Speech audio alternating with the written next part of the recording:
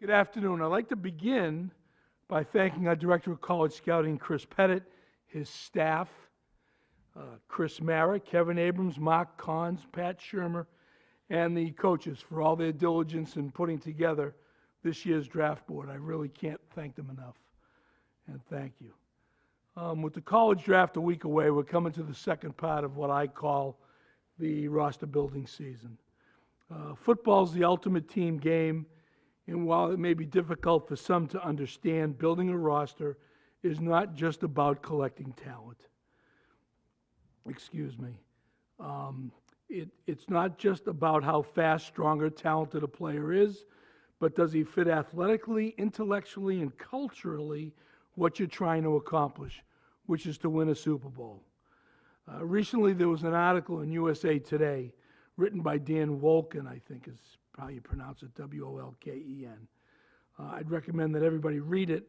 And what he did was he was discussing two of the college's premier men's basketball programs, Duke and Kentucky. And the article was written after they had been eliminated from this year's NCAA tournament. And really and truly, the final paragraph really put what I believe into a nutshell. And I quote, "As long as Krzyzewski and Calipari are coaching, they're going to get their share of the best recruits every single year because of the pathway they've established to the NBA. But both programs have discovered in the tournament that elite recruiting and good roster construction don't mean the same thing. As Lou Lamoriello most recently said, players win games and teams win championships." Okay? The only major transaction I haven't talked to you guys about since the press conference was about Sterling Shepard and getting him extended. You know, obviously we feel Sterling's a very important part of who we want to be moving forward. And he earned this contract, and we're thrilled to have had the ability to get him extended. And finally, guys, this is folks, I shouldn't say guys, I apologize. This is a pre-draft presser. So let's talk about the draft. Okay, pre-draft presser. Let's talk about the draft and let the games begin. You've said this is a really strong draft. What is it about the draft in particular that makes you think that and believe that? Well, frankly, you know, we've pretty much set the board, Jordan. You know, we're tweaking it a little bit here, a little bit there. The scouts went home. I sent them home for the holiday, and it gives me a chance to, you know, do some work on my own, do some additional work. So the board's really basically set, and I'm looking at a board, and we have more players rated as first, second, or third, in first, second, third, and fourth round values than I've had in any draft I've ever. And this is my 8th draft as a GM. No, 7th. Yeah, I can count 7. Okay, so in terms of the volume of players on the board, this is the thickest. Is selecting a quarterback a priority for you during this draft? I think that the priority is to select the best players, you know, really. And I know that sounds silly, but, you know, last year, again, we couldn't pass up on Saquon. He was the best player in the draft. You can't do that. You listen, you know, we've had this conversation before. You know, Eli's closer to 40 than he is to 25. I think we can all do the math. You know, 40 take away 38. We can do that. But at the end of the day, we're going to take the best players. Dave, last year Saquon had to pass. Anybody at number 2 had to pass that gold jacket test you always talk about. Right. At number 6, do you need a gold jacket guy, or is that too far from 2? For me, you're kind of riding on the edge. You know, very frankly, kind of riding on the edge. I think that, you know, hey, listen, there are gold jacket guys that never got drafted. You know, so that stuff happens. But, you know, it's still about the best, the guy. It's still about value. It's who's going to give you the most value at that spot. And if you start reaching for need, and you have these, you do that, you get into trouble. You can never have too many good players at one position. Dave, is it important to look at, is it important to look at every selection you guys have? You have 12 picks. Do you look at it in terms of, I have a chance to get 12 starters on my roster, or do you take the approach of first round talent, seventh round talent? Listen, if we got 12 starters out of this draft, man, I'd have a hell of a time on Cape Cod. But you know, all kidding aside, you know, I've told you before, what you're looking to do, you know, having 12 picks is crazy. You know, it's a lot of picks. So one of the things I've talked about is you don't want to draft a player that you're going to cut. You know, every guy you draft, theoretically, there's a reason you're drafting him. There's a reason he should make your club. First, second, third round draft picks, at the very least, you're looking for a big rotational player. Okay, so, you know, everybody talks about, you know, the way the league is going now, 65, 70% of the time, you got your defensive sub package on. So you can easily make the argument that your nickel, Connor, is a starter. You can make that argument. Your third wide is a starter. You can make that argument. So that's what you're looking for, first, second, third round. Guys that can walk on the field and help you win now. Anything after that's a huge bonus. If you know, hey, listen, earlier, David Deal was a fifth round draft pick, you know, and a 10 or 11 year starter. You know, so that's what you're looking for. Dave, you mentioned that you have a lot of value in rounds 1 through 4. Does that give you a little bit more flexibility if you want to move around the draft board? Absolutely, Patty. Absolutely. It's you know, obviously every position's different. There are some positions that are thick throughout, you know, from the first round all the way down. There are some positions where there's bupkis early, and then all of a sudden it gets real thick. And then there are some positions where thick, nothing thick. It varies. So obviously, when your turn's coming up, you're going to take a look, especially if you have a number of guys that you can talk about that are of equal value at different positions. You know, so it does make a difference, Patty. You said in the past that for a franchise quarterback, you can't force it. It's got to be a guy that you love because it's such an important position. Right. Does that also apply to the second first-round pick? Because there could be a guy that you like, but the value is there. You know what I mean? I mean, yeah.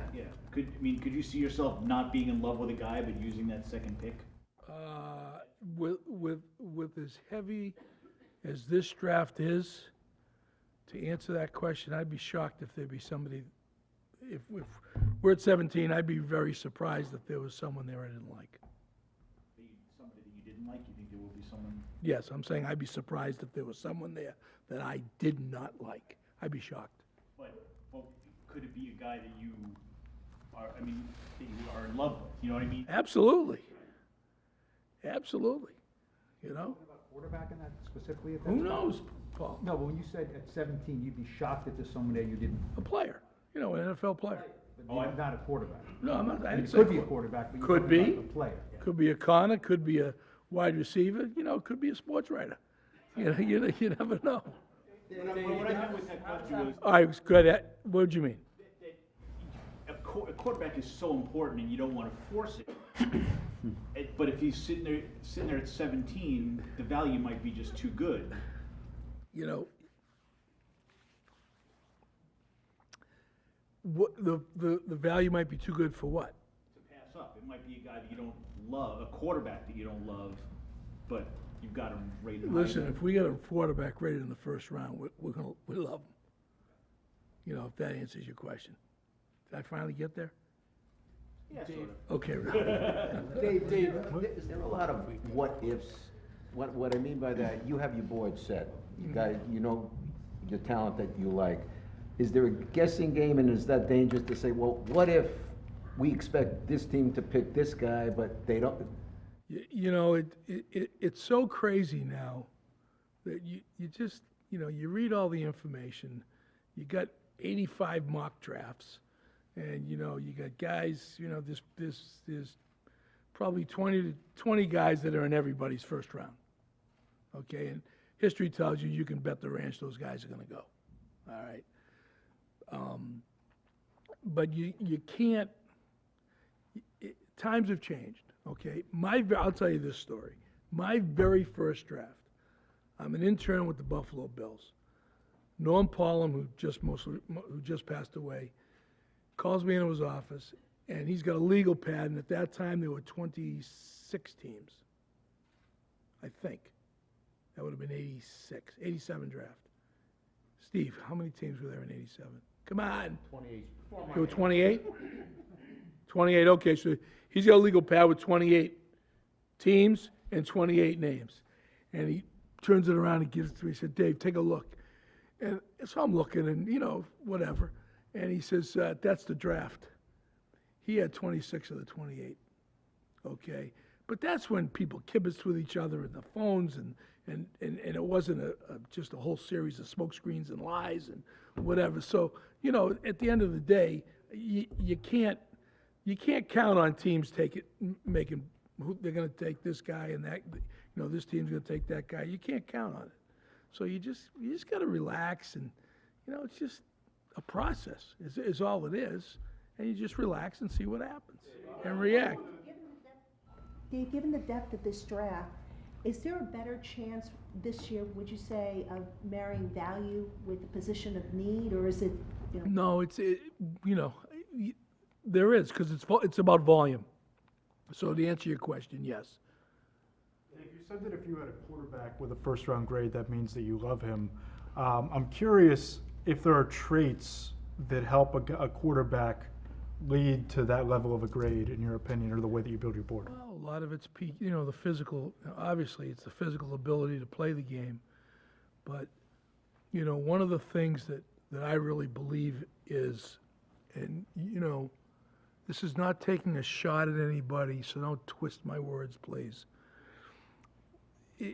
It's being the quarterback of a team in this kind of a market is a load, is a mental load. And you've got to really vet out the backgrounds of these guys. Okay, this is just like, being the head coach of this team is a load.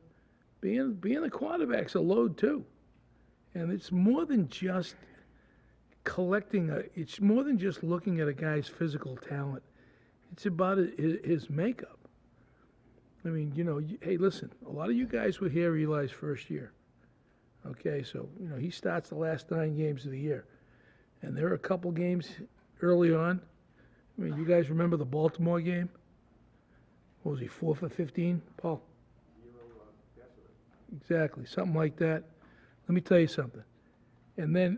So he's there, and then we're playing Dallas in the last game of the year. We're on the 6-yard line going in. We have no timeouts. There's 12 seconds left in the game. And he has the cojones to audible to a draw. And if we don't score, we lose the game. You got to have a mental toughness about you to play the position here in New York. Really to play the position anywhere. So that's a big piece of it. And it's important. And if you folks don't think it is, then you need to rethink it. Even that's getting 17 and 95 were a big part of the return. I'm sorry? Getting 17 and 95 was a big part of the return in the Odell trade. Just any extra pressure knowing that those guys are going to be judged as part of that trade? No, not for me. And I don't mean to make light of it, but no. I mean, it's we're going to get good players with those 2 picks. You've got 12 picks, you've got 2 in the first round, and obviously you want to get every draft right. But does the 12 picks, does the fact that you've talked about all the value at the top of this draft, does that put extra importance or extra pressure on you guys getting this one right? No, there's pressure getting it right every year. Every year. Came in last year, we had 5 picks. That's all we had. All right, and there's no less pressure with 12 or no more pressure with 12 than there was 5. But again, it doesn't make a difference what job you have. You've got pressure.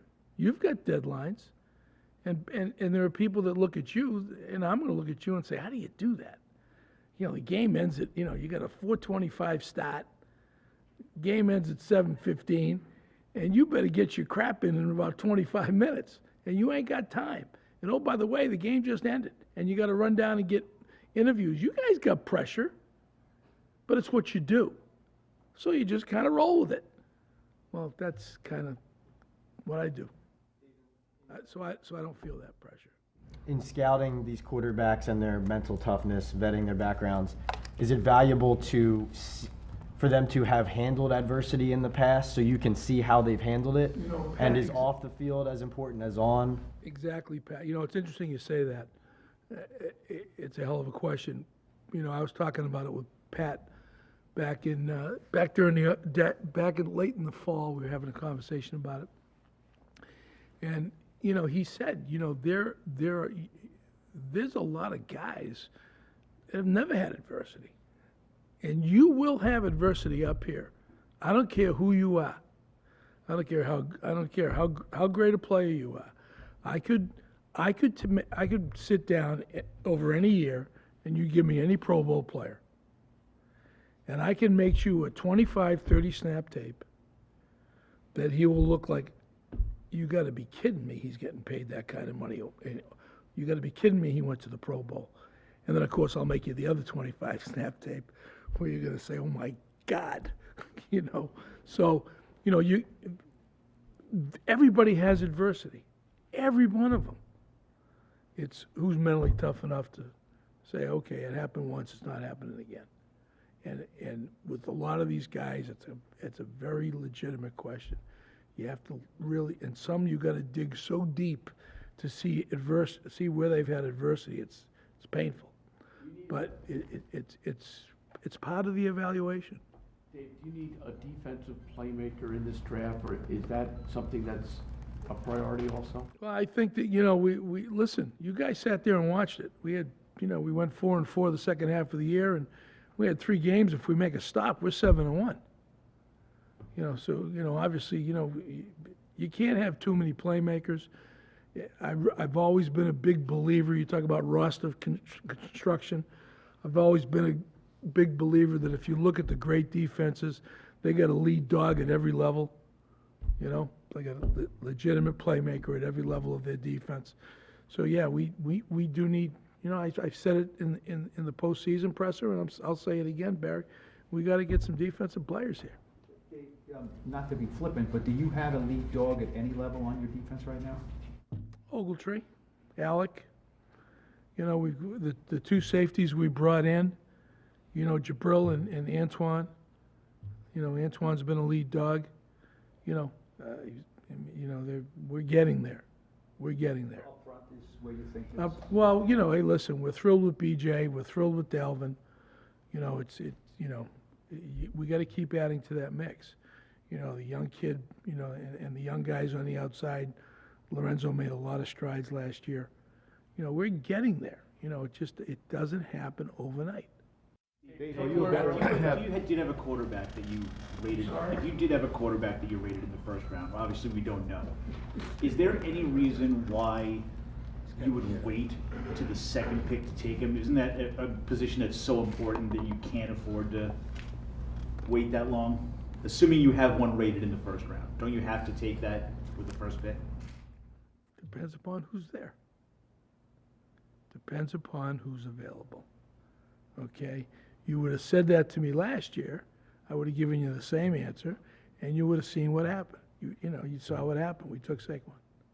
I noticed you talked about lead dogs on defense, and you mentioned safety, inside linebacker. Is it important to have that battery going from D tackle to center to quarterback to running back be where you want your lead dogs at before you build outside? I don't know that. You know, I don't think football is any different from any other of the other 3 major sports. Strength up the middle is critical, you know, but you know, your lead dog can be, you know, can be an outside linebacker. He could be, you know, an outside pass rusher. You know, it's you know, listen, what you want is talent. It's really what you want. It doesn't make a difference what position it comes from. Dave, you have a pick in every round, but it's 37 and 95. Yeah, it's a big hoozy. So is that a place where you think it's gonna be hard to watch 60 good players come off the board, so. Yes, it is. It won't be fun. It won't be fun. You've been watching film on these kids coming out for a long time. What position group has impressed you the most?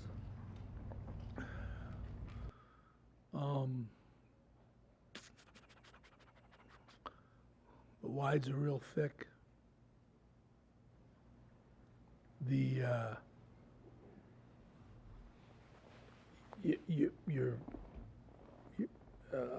wides, the offensive tackles are thick. Wides tackles. Your secondary's thick. You know, thankfully. Corners and safeties. Corners and safeties. It's when I say thick, I'm talking up and down the draft, up and down the board, rounds 1 through 7. There's a lot of guys. So those positions. One second, Tom. Wait a minute, Tom. Say it again. You talked earlier about what ifs and sort of figuring out, you know, not wasting your time worrying about what other teams are going to be doing. And it seems like this is a pretty unique situation where if the team with the #1 overall pick goes in one direction, all of a sudden a first-round pick that you may have liked from last year could be available. How does that complicate things? How does that change the dynamic of what you're going to be doing a week from today? We're going to sit there and see what's cooking at 6, and then we'll go from there. And we'll go from there. You know. Any conversations with the Cardinals? I'm not going there. Dave, you know for a fact that at number 6, let's say, right, you're gonna pick a guy that either is gonna be graded 1, 2, 3, 4, 5, 6, or let's say 7 or 8, and that's it, you know what I mean? Because there's only 5 guys that can go ahead of you. Right, yeah, you've done the math. Look at that. I knew you were more just another pretty face, Paul. Well, it depends on how many fingers I have, that's as far as I go. But, you know what I'm saying, as far as, you know, the guy you pick is gonna be either rated higher or right about there, but not really much lower at all, right? Because you don't have to. No. And you're not gonna force that for any position at all? No, you can't. You're up at 6. So if you don't have a quarterback in the top 6, you're just not taking him. I mean, you willing to say that right now? I'm just telling you, I'm not going to force a pick. You can't draft for need. You'll get screwed every time. You'll make a mistake. And the quarterback, the quarterback's not a little special category where you put an asterisk and say, well, sometimes. No, it's not, Paul. It's not a little special category. Dave, when you look at this draft, and the defensive players in particular who are so highly respected at the top of it, is there a chance you get to 6 and all of those real stud defensive players are gone? Is there a chance they're all gone? No. Sometimes they say the elite, you know, players are just a 3, 4, 6, 8. You know, the real. Do you see a spot this year where there's a drop off? Is it? No, Jordan, it's a really good draft. You know, it's not listen, you know, I fully expect, if nothing happens, if we don't move, sitting at 17, we're gonna get a really good player. You know, it's not gonna panic and, oh God, you know, it's gonna be a good player there, guys. I don't wanna sound arrogant. Dave, you had said last year that you knew, in hindsight, you knew Saquon was your guy, you were waiting for him. Well, if not the organization, you personally. Do you have your guy right now when you're sitting there hoping that he's at 6 and that's when you'll run that card up? We gotta finish doing the board. I told you, we're still screwing around a little bit. What's that? I'm not talking the evaluation of what I you're have going to an take. open mind. I have an open mind, Art. You have an open mind last year? Oh, I sure did. I sure did. Any gold jacket guys in this draft? Oh, yeah. There's a couple. Can you put a number There's on a it? couple. Nah, I don't want to put a number on it. But there's some guys. I mean, this is a draft that's been well ballyhooed. How's that for a word, guys? Well ballyhooed about the depth and the volume of players, and it's legit. What do you think of the quarterback class this year? It's good. It's a good quarterback class. Yeah. What's that? Yeah, kinda. Like my head. Better than last year? What's that? Better than last year? I'm not going there. Come on now. Put it this way, Ernie Accorsi always says you draft quarterbacks to win Super Bowls. Right. Any quarterbacks in this class who you think are Super Bowl caliber, guys that you can win titles with? There's some really good quarterbacks in this draft, yes. And how would you, knowing that Eli's closer to 40 than he is 25, how would you characterize the level of urgency to land a franchise quarterback now? Steve, you know what? I'm going to tell you this. If you put a lot of pressure on it, you're going to make a mistake. So if you're asking me how urgent do I feel that we need to do this, I'm not going to put a level on that, Steve. I'm not. I'm going to listen. Doing this, you let the draft come to you, and that's what you do. And I feel, I feel. What's the word I'm looking for? We went into last season believing that Eli still had plenty left, and he proved he did. So, just see how it goes. See how the draft. The Kansas City model. What's that? Well, I said the Kansas City model. People have been doing it for years. It's just the most recent one. How about the Green Bay model? Aaron Rodgers falling to him while they had Brett Favre. He sat for 2.5 years, I think, or 3 years. That's what you'd like to do. Listen, Eli is a pro's pro, and you guys know that. Okay, he is a pro's pro, and to get a quarterback in here, and to allow him to learn at the feet, it'd be a sweet deal. Kyle's working on that right now. And don't forget about Kyle now. He's working on that right now. So, yes, you'd prefer that to be the situation. You'd hate to throw a guy in, take a young kid and just throw him in. It's not easy. As you continue to construct this team, do you feel that you can win now and still win in the future? Do you feel you have the ability this year to start that? Barry, I just, we won 2 more games than the team did the year before. And you had all those games with, that we lost by a point, 2 points. We lost 8 games by a touchdown or less. So the NFL is tight. And a few more plays get you over the top, and now you're winning more games, right? So, yes.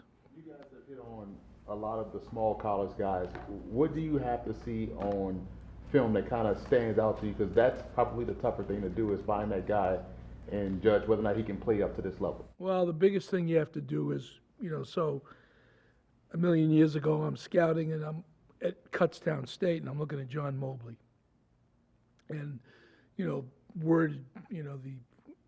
this is like in October, I finally get there and all the scouts there, hey, have you been to Kutztown? Have you been to Kutztown? It started in August, and I finally said, is this guy Superman? Or, what do we got here? So I went and I watched John play, and the bottom line is, so I'm at Kutztown, so the closest Division I school is Penn State. So you have to ask yourself the question, tell the scouts this all the time, remind them, if I'm watching John Mobley, can I picture him starting at Penn State? That's the litmus test. And, so when scouts talk about, a Division II kid, 1AA, 2, 3, that's the litmus test. Will he start at, a big Division I program? And they all go to Division I programs, so they should be able to answer that question. Dave, when you said earlier about the urgency part of it, that you let the draft come to you, I would imagine that means not necessarily not be aggressive when you need to be aggressive in the draft, right? It's not like you're not going to sit in a spot because you don't feel urgency, but if you see something, as you told us last year, you move up. Look at my history. I've traded up a number of times down to Carolina. Last year, we just, kind of had to sit. I only had the 5 picks. And I was not gonna trade, I was not gonna take picks from this year's draft to move up in last year's draft. So, I'm gonna, we're gonna do what we need to, so are you asking me, am I gonna move around the board? It's very possible. You said earlier you were going to, but in terms of the answer to the urgency, you said we were gonna let things come to us. I just wanted to get clarification, the idea that you weren't saying you were just gonna sit there with all your picks and wait for guys to fall. No, You may be aggressive if the situation. If the situation calls for it, there's a guy there that, we feel can really help us, and it's a few picks in front, and we're not comfortable with the teams in front that he'll follow us. If we feel the need, we'll make the move. I'm not afraid to do that, because remember, we got 12. You said the 12 picks is crazy, though? Crazy It's a lot numbers, of picks. I never had this. And you said the first 4 rounds are kind of loaded, right? More than you've ever seen. So would your preference be to move some of those, because you have a lot of picks at the back, move some of those and get more picks in those first 4? You may. Jordan, it's possible. Anything's possible. Including taking from next year's draft this year? You said you wouldn't do it last year to this year. Will you do it this year to next year? Maybe. Dave, when you mentioned wides before, did you mean wide receiver as far as a position? Yeah, when I say wides, right. Dave, if I can just ask one more, how does the dynamic change when you have 2 first-round picks? I don't even know, have you ever had that? No, it's fun. I'm excited about it. No, it's really weird. Because it means that after you take that first pick, you can't get dinner. No, I'm excited about it, because especially now, you turn around and that means you got 2 guys, you're gonna draft 2 guys that you'll have for 5 years, which is really, really a big help in this day and age with the cap. So I'm excited about it, and, there's so many possibilities that it gives you so many options that, I'm looking forward to Thursday, a week from today.